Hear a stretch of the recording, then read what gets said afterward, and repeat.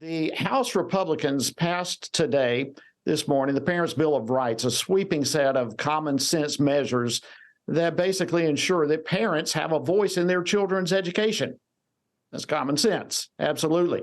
Democrats in the Senate insist that this bill is not going to see the light of day, but at least the legislation is going to keep pressure on the left, and it will remind voters which party prioritizes education instead of indoctrination. And President Biden also continues his attack on Republican lawmakers even today, as the debate over the debt ceiling shows, frankly, no sign of a conclusion anytime soon.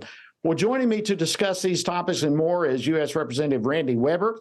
He serves on the House Committee on Energy and Commerce, as well as the Committee on Science, Space, and Technology. He represents the 14th Congressional District of Texas. Congressman Weber, welcome to Washington Watch. Thank you, Jody. Appreciate y'all having us on. Appreciate what y'all do.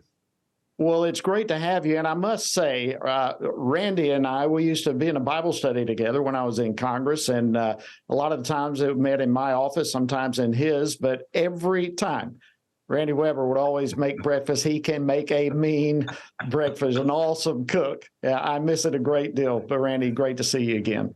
We miss you. All right, listen, thank you. I got a lot to cover with you, but first, congratulations to you and the GOP for passing the Parents' Bill of Rights in the House. Give me your initial thoughts on this bill. Well, you hit it early on. It's driving the left crazy, and we want Americans to know that we are standing up for our children. This has gone on way too long, and to believe and what President Trump said about the swamp. Some weaponized agencies, if you will, and there was some of the FBI even that went after President Trump early on at the top echelon. But when their agents start depicting parents as domestic terrorists, what have we come to? This bill, and thank God that Republicans are back in control. Thank God that Kevin McCarthy is leading us. He made promises and he's keeping those promises. In fact, I think you talked about record number of hearings. We are back to regular order. One of the first things we wanted to tackle was the fact that parents had lost control of their kids' education, and that's what we're doing. Well, listen, on behalf of FRC and people all across America, thank you. Yeah, 42 hearings yesterday, the most ever in a single day. And so let me just say thank you to you and all of Congress for doing your job and for keeping the heat on and doing what you're supposed to do. But Randy, a few moments ago, I played a clip as we were introducing the program today of House Democrat leader Hakeem Jeffries claiming that this bill, the Parents' Bill of Rights, is somehow going to ban books and censor librarians and bully children. I want to play one more clip and get your response to this. They voted to support the banning of books. And in our view, in our estimation, that includes the banning of books on the Holocaust, on the Civil Rights Movement, on slavery, on women's history, on Native American history, on the LGBTQ journey, on Latino history, on Asian American history, and as it relates to baseball. Books related to Roberto Clemente. Unbelievable. Give me your response to that. And he also said the MAGA Republicans. Jody, it's unbelievable. It's the old bait and switch game. You know, they're trying to say that we're going to ban certain historical books. They know that we're after all this sexual training and deviance and deviations, transgenderism and all that stuff. We don't want our kids taught that, number one. Number two, anything they teach that's going to be suspect or questionable, and Brenda Gale, my bride, taught fourth grade 27 years.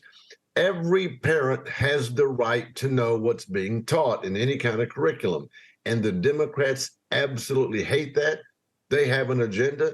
They're pushing it. It's going to destroy our country if people don't wake up. And we're waking up, so thank you for that realization, because this has to stop. It does have to stop, and it is common sense. I would dare say, Congressman, that Hakeem Jeffries would not even read from the House floor some of the things that our children are being faced with in schools. It's so vile, the many examples. But if I can, I want to switch gears with you real quickly. As a member of the Energy and Commerce, the president, with this whole debt ceiling and budget debate, the president continues to claim that Republicans are using this whole budget debate to eliminate people's health care. Why in the world does he continue pushing this false narrative? Well, again, it's the old bait and switch. In other words, he absolutely knows that we're not after people's health care. We're not after Social Security, Medicare, Medicaid.